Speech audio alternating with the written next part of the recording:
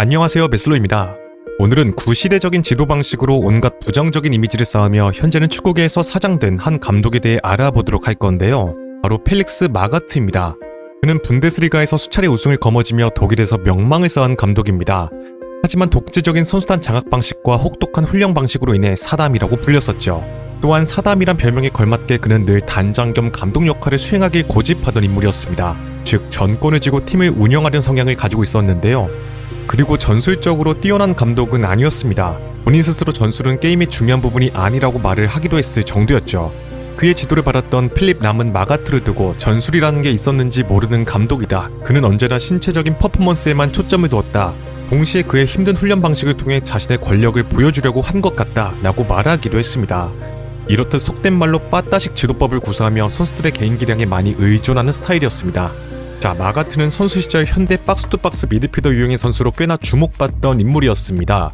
함부르크에서 전성기를 보내며 구단의 챔피언스리그 우승의 주역으로 활약하기도 했었는데요. 그러나 부상으로 인해 젊은 나이에 은퇴할 수밖에 없었습니다. 그리고 그는 성공적인 선수 생활을 토대로 함부르크의 감독으로 부임하며 지도자 생활을 시작했죠.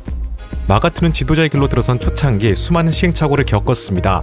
함부르크를 떠나 다양한 독일팀을 맡았으나 독불장군 같은 모습으로 선수들과 여러 문제를 일으켰고, 이것이 성적 부진으로 이어지며 중도 퇴진하는 경우가 잦았는데요. 한 가지 예시로 브레멘에선 훗날 전차군단의 사령관 발락의 파트너로 활약하게 되는 토르스텐 프링스가 자신의 전술 지시에 반문했다는 이유로 항명죄란 명목하에 출전 징계를 내리기도 했었습니다. 이처럼 팀 분위기가 강압적이니 당연히 브레멘의 성적은 좋지 않았습니다. 결국 마가트는 불과 한 시즌 만에 경질되고 말았죠. 그러나 매번 단기 소방수론 성과를 내 독일 내선 소방수로 명성을 떨쳤습니다. 그렇게 소방수로 부임하게 된 슈투트가르트에선 단장 겸 감독을 맡아 쿠라니, 블렛 비데브란트, 힌켈 등과 같은 어린 선수들을 발굴해 이들의 능력을 극대화시켜 좋은 성과를 내기 시작했고, 당시 슈투트가르트는 마가트 유치원이라고 불리기도 했습니다. 그리고 0203 시즌 깜짝 리그 준우승을 차지하면서 세간을 놀라게 만들었는데요.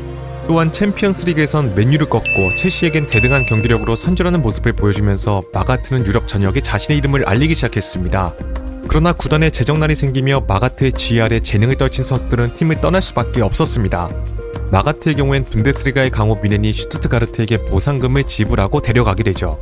그리고 그는 미넨에서 2시즌간 리그 우승 및 포칼 우승을 거두며 마침내 분데스리가에서 명장 반열에 오르는 데 성공할 수 있었습니다. 하지만 그의 독선적인 운영은 스타 플레이어들과 마찰을 일으켰는데요. 따라서 좋은 성과를 냈음에도 불구하고 경질되고 말았습니다. 이때 볼프스부르크가 그에게 접근하게 되죠. 지난 2시즌간 강등 문턱까지 갔었던 볼프스부르크의 보드진은 마가트에게 단장 겸 감독이라는 파격적인 조건을 부여했고 막대한 자금을 지원했습니다. 이 과정에서 제코, 그라피테, 베날리오, 바르찰리, 자카르도가 영입되었는데요.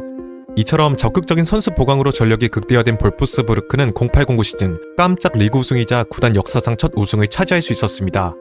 이에 볼프스부르크 구단은 장밋빛 미래를 그리게 되죠. 그런데 마가트 감독은 우승 직후 미련 없이 샬케로 떠나버렸습니다. 샬케 역시 그에게 단장 겸 감독이라는 막강한 권한을 부여했는데요. 하지만 볼프스부르크에서 변방에서 뛰던 제코를 데려와 리그 정상급 선수로 만들었던 성공의 손맛을 잊지 못해 세계 곳곳에서 선수들을 수집해왔고 스쿼드는 비정상적으로 늘어났습니다. 그러나 기용하는 선수들은 한정적이었기에 선수들과 잦은 마찰을 빚게 되죠. 결국 그는 경질되고 말았습니다. 그리고 그가 떠난 사이 몰락한 볼프스부르크가 샬케에서 경질된 마가트에게 다시 한번 SOS를 요청했는데요. 이때 독일 현지 언론들은 일제히 왕의 기환, 즉 독재자가 돌아온다는 뜻으로 기사를 내보내기도 했습니다. 다행히 볼프스부르크는 마가트의 지도에 가까스로 잔류에 성공하게 되죠. 하지만 그의 전술과 인품에 대해선 항상 잡음이 끊이지 않았습니다. 우선 또다시 단장직까지 겸임하게 된 마가트는 항상 그래왔듯 무려 1000억 원을 들여 전체 스쿼드 인원수가 40명에 가까울 정도로 불필요하게 수많은 선수들을 영입했습니다. 그러나 특정 선수만 기용하면서 잉여 자원들이 넘쳐났고 이로 인해 선수 간의 파벌이 생기기도 했는데요. 당시 국내에선 구자철에게 좀처럼 기회를 주지 않아 팬들로부터 원성을 사기도 했으며 특히 기용하지 않음에도 불구하고 함부르크로의 임대 이적을 막아서면서 굉장한 비난을 받기도 했습니다. 그러자 마가트가 저지르고 있는 여러 만행들이 국내에도 하나둘 전해지기 시작했는데요.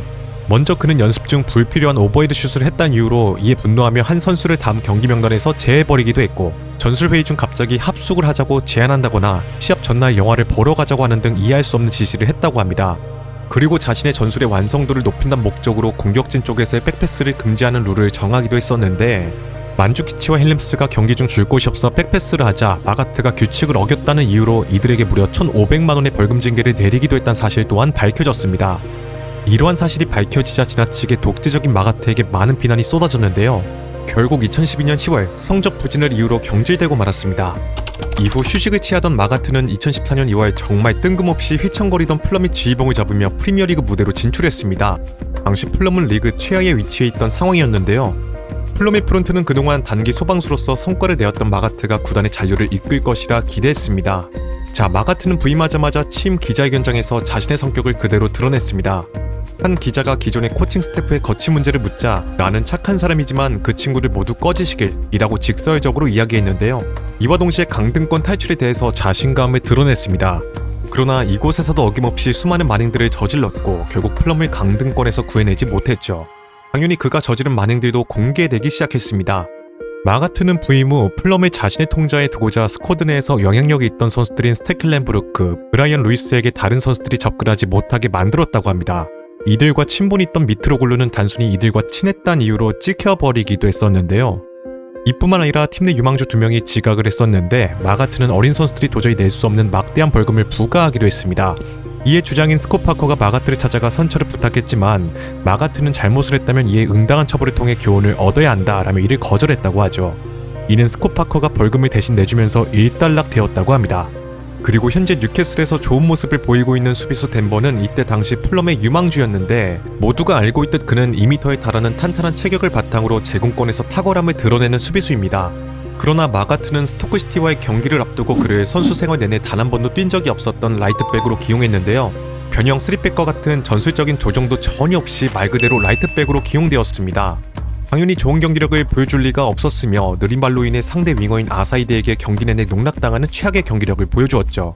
그렇게 교체 헛된 덴버에게 마가트는 화내며 따졌다고 합니다. 억울한 덴버는 처음 뛰어봤다며 항변했지만 마가트는 이를 그저 변명으로 취급했고 이후 덴버는 앞서 말한 스테클렌부르크, 루이스와 함께 없는 선수 취급을 받았습니다. 그리고 가장 유명한 사건이 하나 있죠. 당시 플럼의 핵심 수비수였던 한글란트와 관련된 일화였습니다. 한글란트는 프리미어리그에서 수준급의 활약을 보였던 수비수로 한때 아스날 이적 직전까지 갔던 선수이기도 했습니다. 그가 훗날 밝히기에 자신이 무릎을 다쳐 치료가 필요한 상황이었는데 이를 전달받은 마가트가 한글란트에게 알코올에 적신 크림치즈를 허벅지에 붙이고서 하룻밤만 자고 일어나면 낫는다 라는 말도 안 되는 민간요법을 제시했었다고 합니다. 마치 우리나라에서 다친 곳에 된장을 바르면 다 낫는다고 하는 것과 비슷한 말이었는데요. 이 말을 들은 한글란트는 집에서 그가 이야기한 대로 실행하고자 했지만 아내가 이상하게 쳐다봤고 순간 내가 뭐하고 있는 건가 싶어 포기했다고 합니다. 이뿐만 아니라 새벽 1시에 뺑뺑이 훈련을 시키는 등 마가트는 지나치게 독재적인 모습으로 선수들에게 많은 스트레스를 주었는데요. 결국 이는 강등이란 결과로 이어지고 말았습니다. 이후에도 플럼의 지휘봉을 계속해서 잡은 마가트는 2부 리그에서 7라운드까지 1무 6패, 최하위로 떨어지는 굴욕을 보이면서 플럼의 지휘봉을 잡은 지 불과 7개월 만에 경질되고 말았습니다.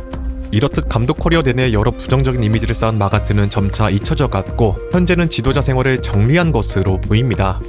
자, 그가 좋은 성과를 냈음에도 불구하고 한 팀에서 오랜 기간 감독 생활을 유지하지 못한 이유는 앞서 말한 그의 괴팍한 성격에서 비롯됩니다. 구단을 장악해야만 직성이 풀리는 그의 독재적인 성향은 선수들에게 굉장한 스트레스를 주었고 선수들을 위축되게 만들어 재플레이를 하지 못하게 만들었는데요. 앞으로 현대 축구에선 결코 등장해선 안되며 실제로도 등장하지 않을 유형의 감독이라고 생각합니다. 네, 오늘의 영상은 여기까지고요. 재밌게 보셨다면 좋아요와 구독을 부탁드리며 다음에는 더 재밌는 컨텐츠로 찾아뵙도록 하겠습니다. 감사합니다.